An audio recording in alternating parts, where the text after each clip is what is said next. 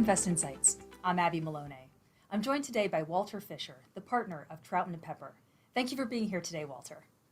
Thank you, Abby. I appreciate the opportunity to meet you and speak with you. Reputation for finding win-win outcomes on deals. How do you accomplish this? And what is a great example of that success in Charlotte? Well, my personal approach and really our firm's approach to the practice of commercial real estate is to focus really relentlessly on and serve the best interests of our clients. And from my vantage point in that, fortunately of my clients, that means looking for win-win scenarios. Our clients don't see commercial real estate transactions as a zero-sum game. They're always looking to make sure that it is ultimately something that everyone walks away from feeling good. And sometimes that happens and occasionally it doesn't, but that is what the starting point that we have.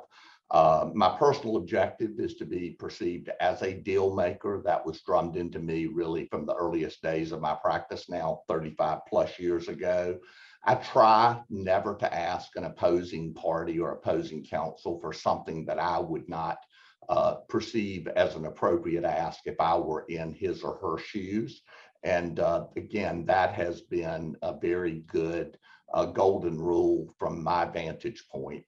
Fortunately, again, I think I'm perceived in that way because I approach that generally.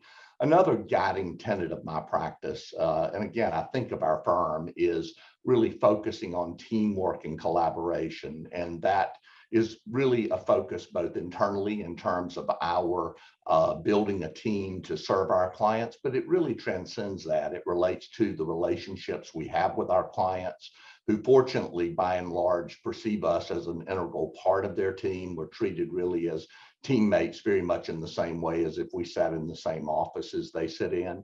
But even beyond that, we try to approach the practice of commercial real estate with opposing counsel and with their clients in a team-oriented way. Again, some dynamics are easier to make that happen in than others, but generally, my sense is that bringing that viewpoint is very, very helpful.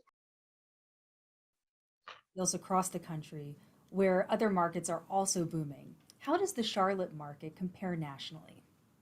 Yeah, that's something that I've actually pondered a number of times during the last couple of years as we've battled the challenges that COVID has brought. And it's my vantage point. From my vantage point, Charlotte compares extremely favorable with other markets that the clients I serve are heavily involved in. And those are the I-4 corridor in Florida, the Orlando and Tampa markets principally, Atlanta, Nashville, Phoenix, Salt Lake City, and Denver.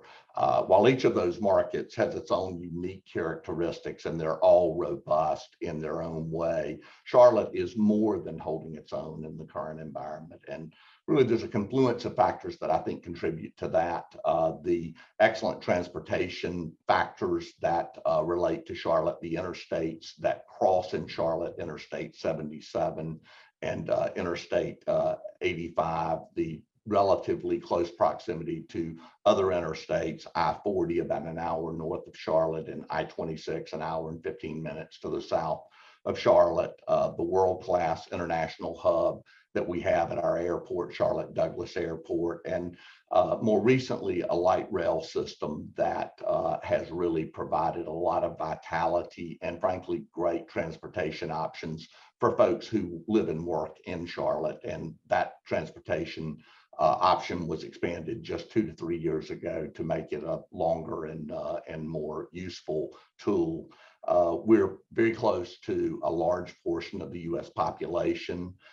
We have a wonderful climate and easy access to the mountains and beaches and so many tremendous world-class cultural opportunities in Charlotte. So those are a few of the things that I would note, and I could go on and speak about Charlotte almost endlessly, but those are things that I would certainly put at the top of the list. Walter, you focus your practice on multi-state and multi-tenant transactions, areas of commercial real estate that have seen a boom in Charlotte over the last few years. With the increased interest and investment pouring into these types of deals, How have you had to become more creative in your methods of handling the increased number of transactions and client demand? That is top of mind for me and probably for many other professionals in the real estate market in the current environment. We have grown our team physically in Charlotte, the number of people physically sitting in the Charlotte office. We're almost 20 attorneys who practice real estate on a full-time basis currently. That's in addition to a cohort of a dozen or so attorneys in other offices of our firm, principally on the Eastern Seaboard, but some on the West Coast who are also helping us to staff deals.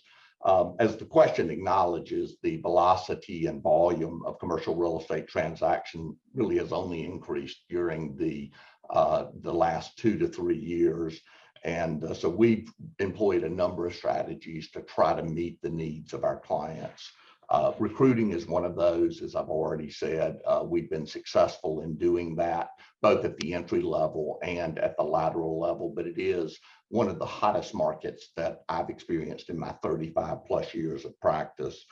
We also are staffing deals now with folks that we're hiring in other markets, but who are going to work principally with clients that are based in Charlotte and work that originates in Charlotte. And recently, we've hired colleagues who sit in our Boston office and our Atlanta office who will do just that. And so that has given us some additional bandwidth. And candidly, the work from home and remote work environment of the last couple of years has expedited, I think, the adoption of viewpoints that make that a more practical or accepted alternative. We are routinely working with colleagues now in Atlanta, Pittsburgh, Philadelphia, Harrisburg, Princeton, New York, and San Diego on projects for clients that originate in the Charlotte office. While we were already very effective in training and equipping our colleagues to provide great, efficient services to our clients, we've redoubled our efforts in that regard. We have really made our efforts in terms of teaching specific skills that are vital to our clients, and in some cases, client-specific skills, a priority, and that has paid great dividends for us and our clients. And so we've been focused on that relentlessly during this period as well. And I have to say technology has played a significant role. While I know that many folks malign the use of virtual meeting technologies, it really has been for us a lifesaver, both in our relationships with our clients. Frankly, I've seen my clients in a real-time way more during the last 2.5 years than I saw them in the 2.5 years before that when we were communicating primarily by phone. But it also has allowed us to foster the relationships internally and to develop the team approaches to our client service. So that is another factor that has been critical for us. State is considered by some to be a good hedge against inflation. Given the inflationary environment and the uncertainty in terms of whether it's transitionary or not, how are you approaching deals, both on the acquisition side as well as the sales side? And secondarily, how are leases being used to protect investments? Well, candidly, our clients are very sophisticated, and so they're not generally looking to us for analysis that really is focused on the use of real estate as a inflationary protection or hedge. It is clear to me that it has been that during this period, and there are numerous institutional investors. In fact, probably every institutional investor is focusing on real estate as a significant component of their investment portfolios because it is perceived as being a safer investment, perhaps protecting against the inflationary pressures. So we certainly have seen that happen.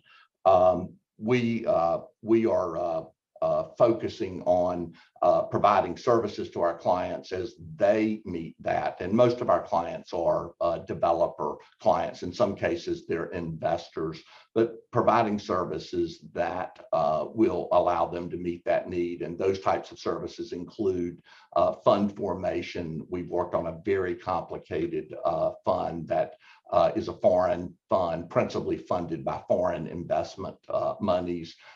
That is seeding a new initiative for one of our clients currently that was just announced in the last couple of weeks. And it's going to be, I think, a continuing focus as we move forward, that we be focused on the opportunities to provide those services to our clients. Thank you again. That was Walter Fisher, the partner of Troutman Pepper. If you like this video, don't forget to like and subscribe to our channel to hear more CEOs and thought leaders share their opinions and advice on current business climate. Until next time, I'm Abby Malone for Invest Insights. Thank you for tuning in.